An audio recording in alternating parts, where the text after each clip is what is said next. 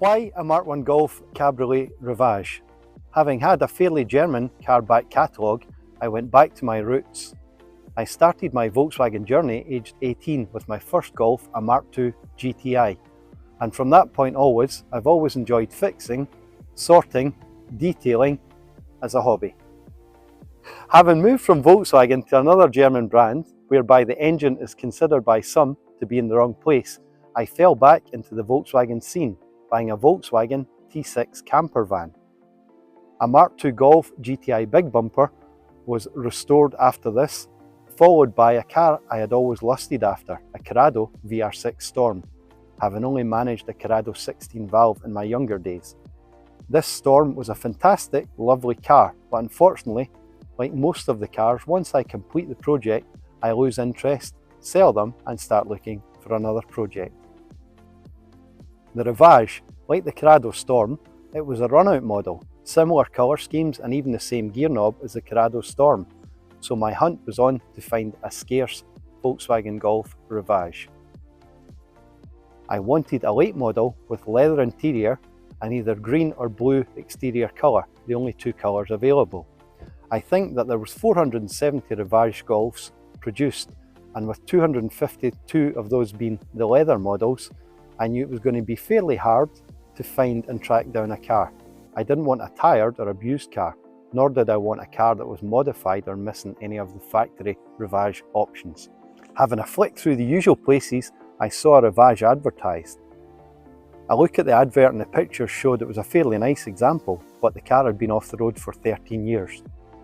A telephone call to the seller in London turned out to be quite a funny experience. Firstly, I was certain that I recognised the car, but from the late 90s as a local car, and sure enough it was indeed the same car. The car was owned back in the day by an older gent, and I recall it driving about. When you're into cars you remember certain things, and you always notice the nice cars, especially Volkswagens. It was then sold on to another owner locally, a guy that I knew, and I remember him owning the car, but due to life changes this car ended up being put off the road, laid up in a garage. Now to London, where I purchased the car. The owner of the laid-up car was moving after a change in life and had promised it to one of his friends, the London guy, and he intended to get the car back on the road, but he never did and advertised it. So yes, I had bought a car I liked and wanted more than 25 years ago. We discussed condition, what was needed, and swiftly heading back to Scotland. Upon delivery, it was actually a really nice car, something that could be put back on the road easily, I think. However, that's just not me. I'd enlisted someone that had helped with other projects and a full checkover began. Quite interestingly, it was a solid car, complete, but needing some refreshment. Things moved fast with the entire car being stripped to a shell within the first month, and methodical restoration was planned. Underside, completely stripped with rear beam hubs and various other parts sent to the blasters to be returned to factory spec. The floor was cleaned back, and amazingly it was in great condition, only needing some minor repairs to splits in the seam sealer. This was then fully painted in preparation for everything new to be refitted. Luckily, the previous owner had fitted a new fuel tank, and this was quite decent condition, so all I had to do was refinish that by painting it before it went back in the car. Engine and gearbox. Everything was stripped from the engine bay, with key parts like gear linkage, steering rack, brake linkage, all parts like that, rebuilt and painted, ready to go back on the car. Various other engine components were all vapour blasted before being sent away to be fully rebuilt. The list is huge here, but rest assured, what went on was either refurbished or brand new, and in my opinion, better than factory. The Mk1 GTI engine was never really a great looking engine under the bonnet, as aesthetics were not a thing that you'd done there, but we've done our best to make it as good as we can. So with the underside and wheel arches pristine, the interior was next. One of the big appeals of this car was the perfect dashboard, the clean interior, and the fact the steering wheel, gear knob, everything else was in such good condition. Another stroke of luck was a brand new mohair hood that had been fitted prior to me buying the car. The refurbishment process started with a new seat bolster. Although not really needed, it makes sense to do things when you're at this point. Leather refilling, recolouring and sealing is something that I really enjoy, and dare I say I find it therapeutic. The aim here was to create a factory fresh interior. Detailing work here was key to the overall finish, like removing the dash vents to fully clean out the heater channels, painting the seat bases, stripping and cleaning the seat belts, and of course the fact everything is light cream meant that it took some hard work to get it right.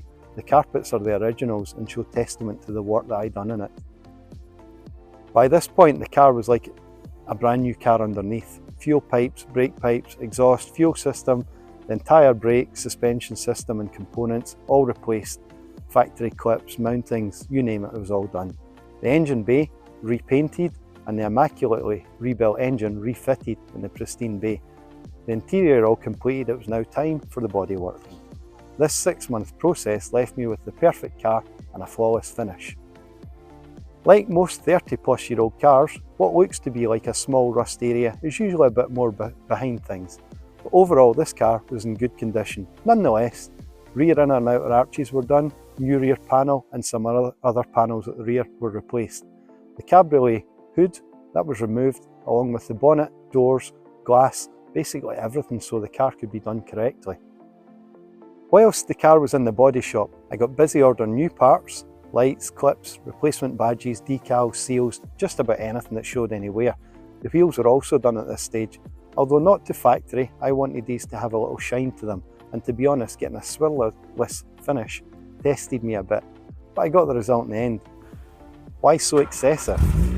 I like a project and the planning and having all the parts lined out, having everything in at the upholsterers when something else is getting done, keeping the momentum going is just something I enjoy.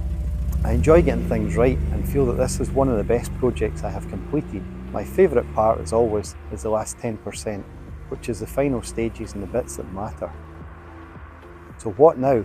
Well, usually I'm thinking, okay, it's done, the passion wears off, but this car I'm still smiling, I'm still enjoying it, and I've still got lots of things that I want to do. I want to do some family journeys with my wife, my daughter Lily.